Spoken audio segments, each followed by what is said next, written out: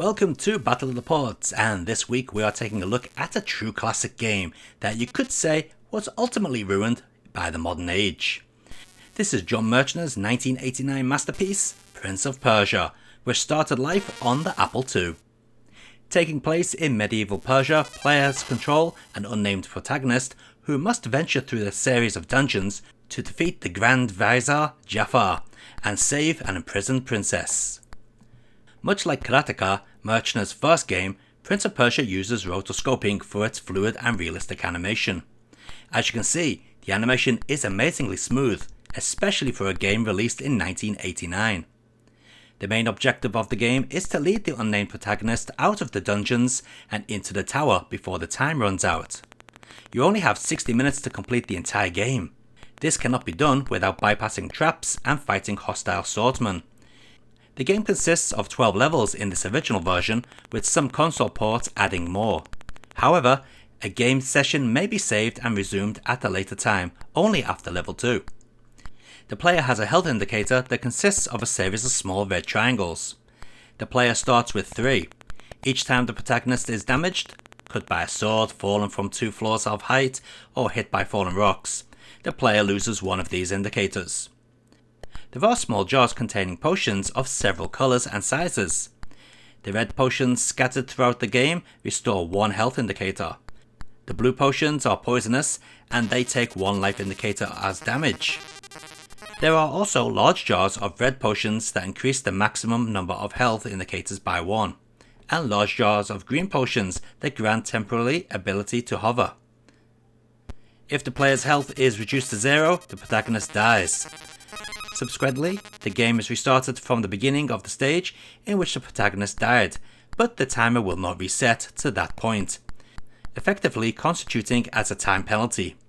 There is no counter for the number of lives, but if the time runs out, the princess will be gone and the game will be over. Or at least in this original version, that's how it works.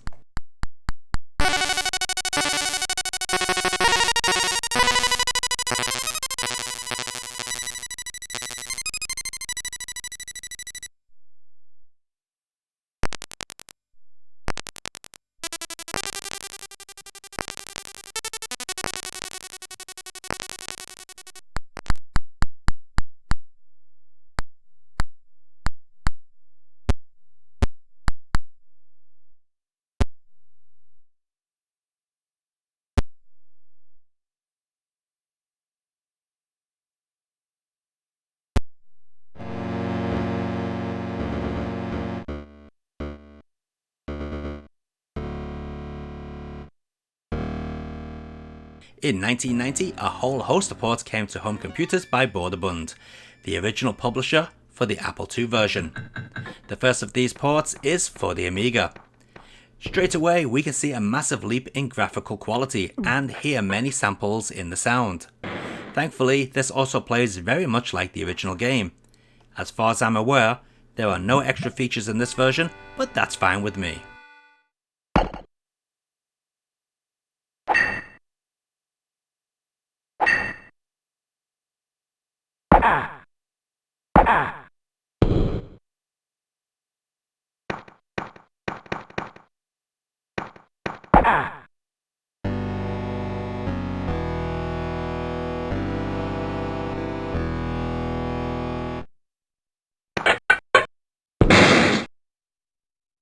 Another 1990 Broderbund release here for the PC. This version allows the player to continue after the time has run out, but you will not get the true ending. Besides that, this is very much like the Amiga version in looks and playability. The sound may be more to the liking of some people though. There's less reverb on the sound effects, for example.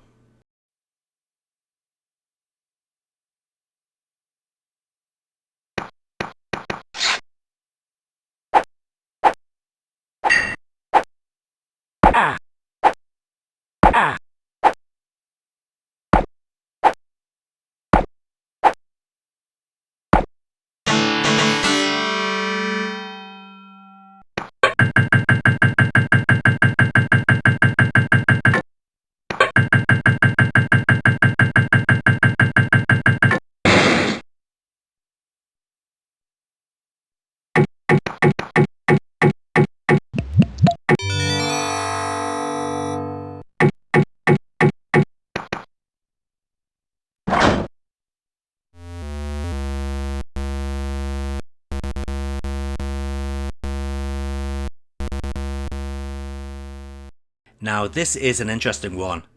Microids ported Prince of Persia to the Amstrad CPC, and man, they nailed it.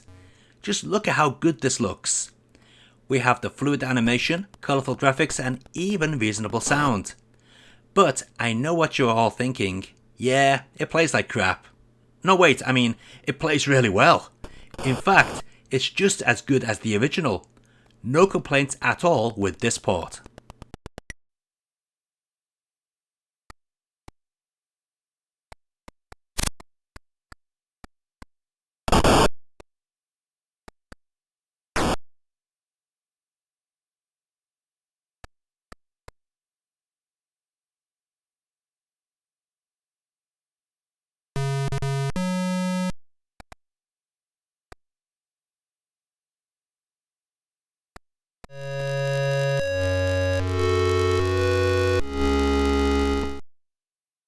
Strangely, Prince of Persia never got an official port to the Commodore 64 or ZX Spectrum, but in 1995, a demo by Magicsoft was released, with the final game coming in 1996.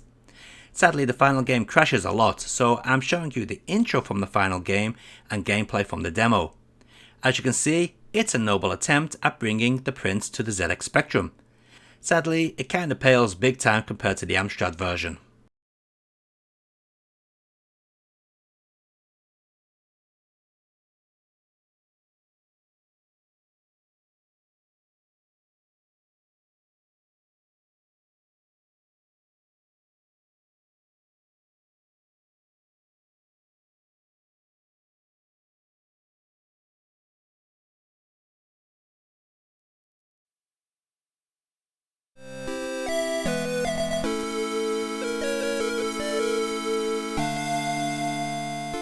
In 1992, Chris White made a port for the Sam Coupe.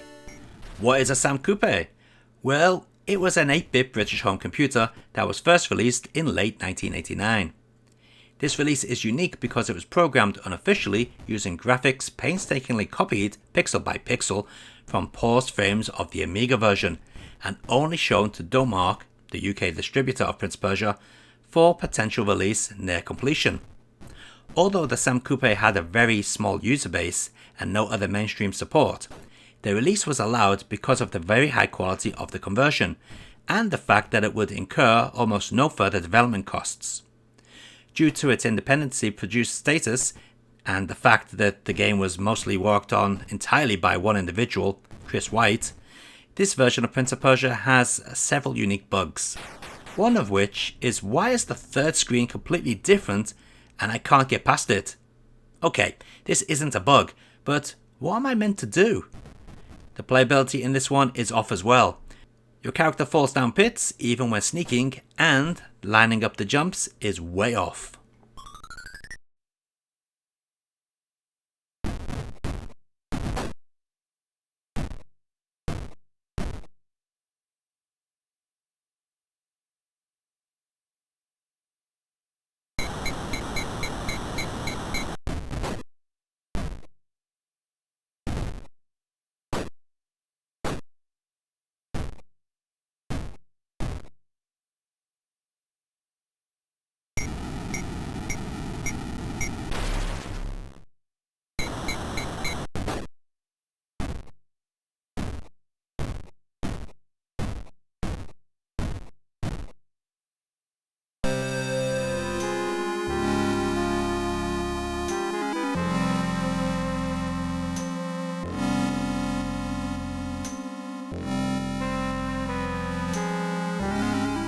On July 20th, 1990, we got the first Japanese developed version on the NEC PC 9801 by Iris Software. And boy, does this really up the quality over the versions we've seen so far in terms of looks and sound. Not only that, but we also get the original introduction and an extended section to it. But just look at how nice the in-game graphics look. It's miles ahead of anything else we've seen up till now. And yes, it plays just as well as it looks.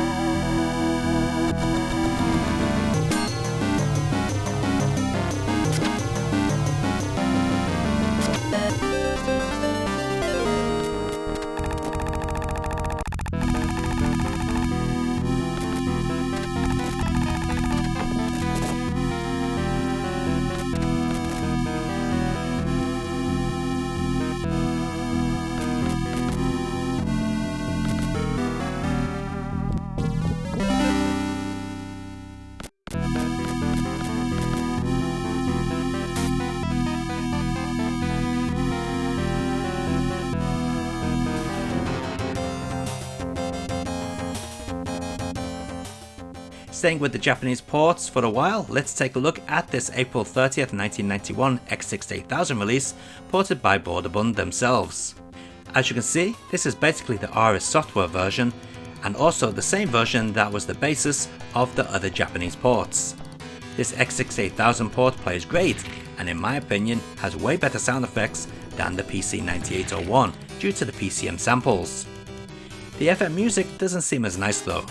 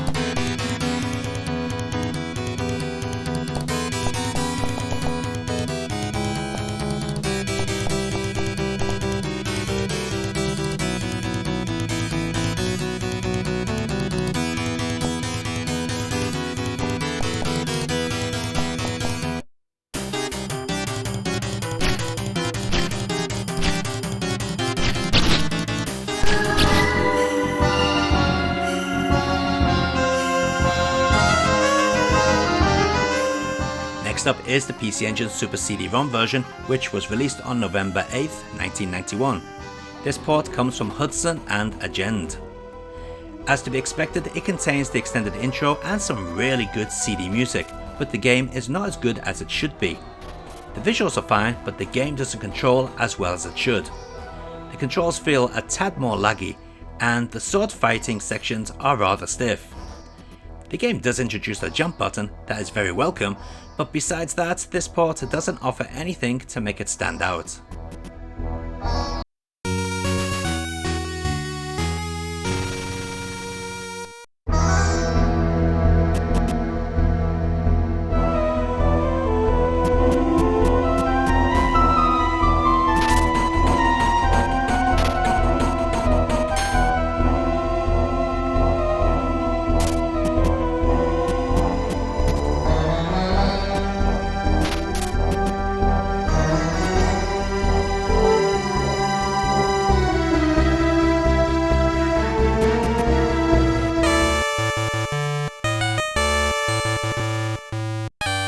January 1992 saw a Western developed port by Ed Magnan and Associates, released onto the Game Boy, and it is shit. Okay, maybe not shit, but it is not good. For the start, the controls have been changed. You no longer hold down a button and direction to walk slowly, now you tap the B button. This is so wrong. What was up with the original method? The response time is also poor. The amount of time I walked into a wall is embarrassing. And what the f*** happened here? See that? I went right through the wall and into a limbo area. To top it all off, the audio is subpar, but then again, that doesn't surprise me when I checked who did it.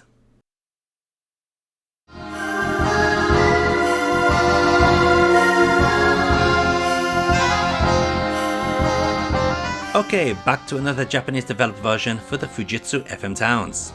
This version was released in June 1992 by Broderbund. This is by far my favourite version so far. It looks cleaner than the X68000 and has the awesome CD soundtrack mixed with FM music. The sword battles feel especially satisfying in this version. Check it out if you can.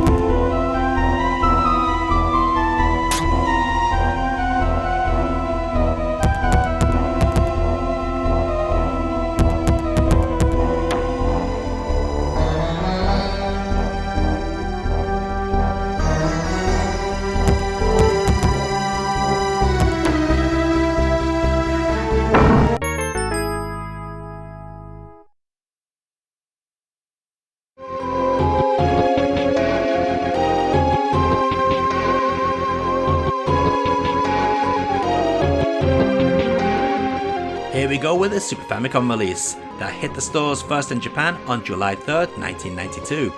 This port comes from RS Software, the same developer behind the very first Japanese port, and what an amazing job they've done here. The core game is the same as the original, but now there are extra areas added to stages, new stages, and a reworking of the original extended Japanese intro. All in all, this is an amazing version of Prince of Persia, and the one that is most accessible to most people.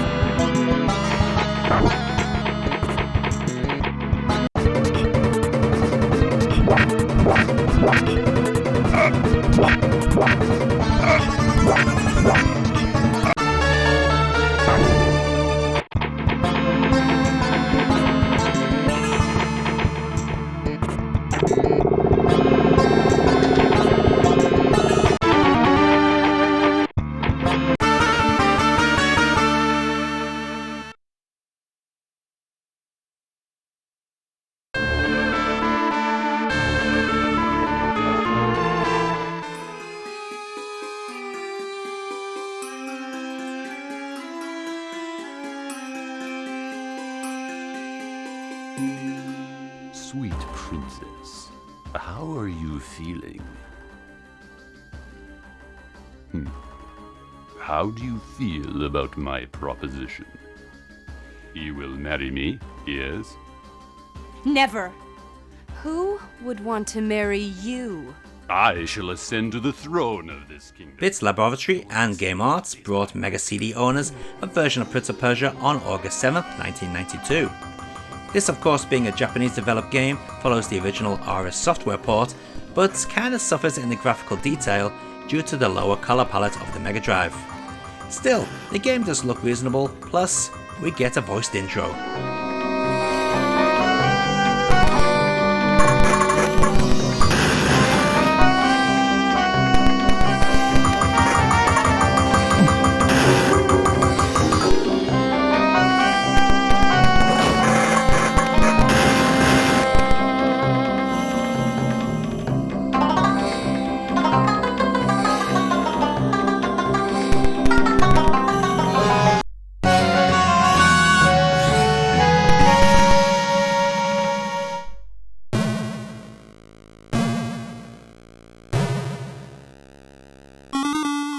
Time for the Master System port that hit the stores in October 1992.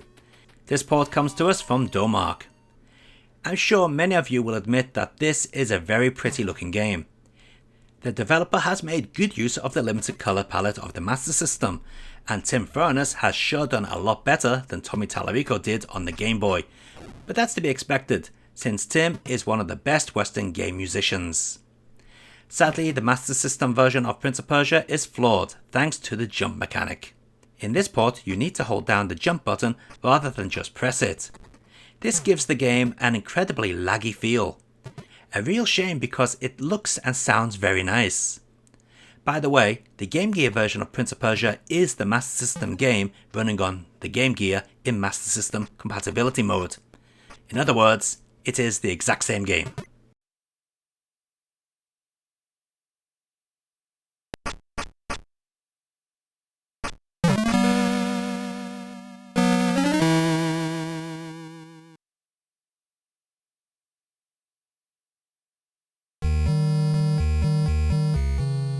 After the good looking Master System port, we get the piss poor looking NES port. Well, maybe not piss poor, but it isn't close to the Master System in terms of graphics, sound, or even gameplay. Yep, this 1992 game by Mother Time sucks.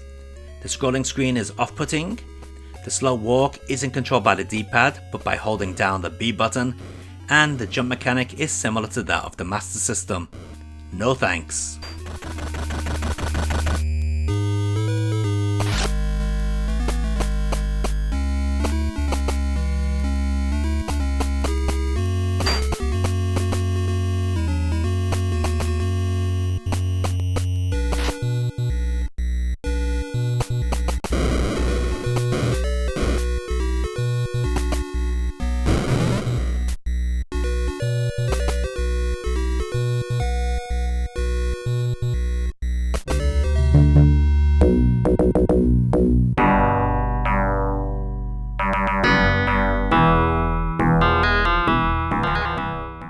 Years after the Mega CD port in January of 1994 came the Mega Drive version by Domark Software.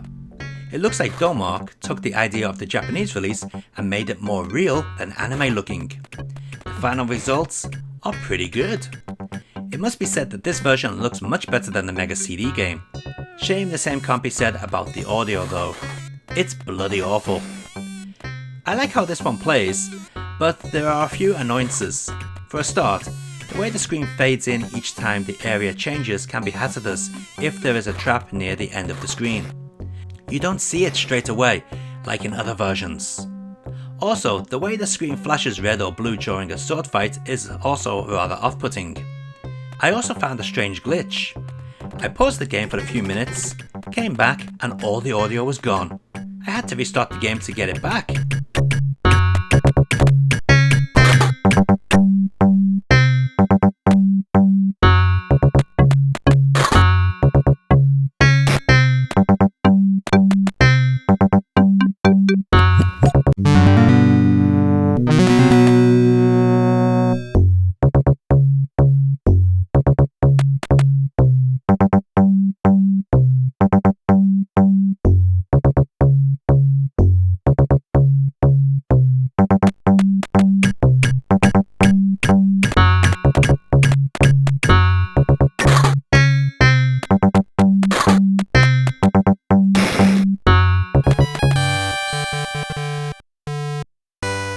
April 15th, 1999 saw the last unemulated original console port to the GameBoy Colour by Ed Mangan and Associates.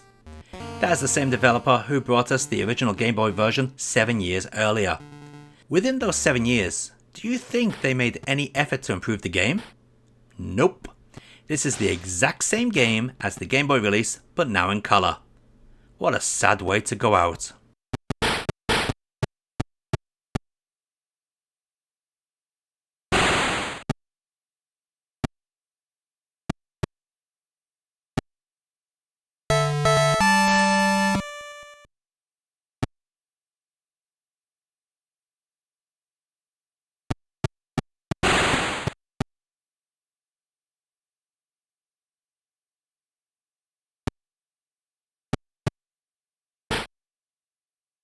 Let's take a look at all those versions of Prince of Persia running side by side.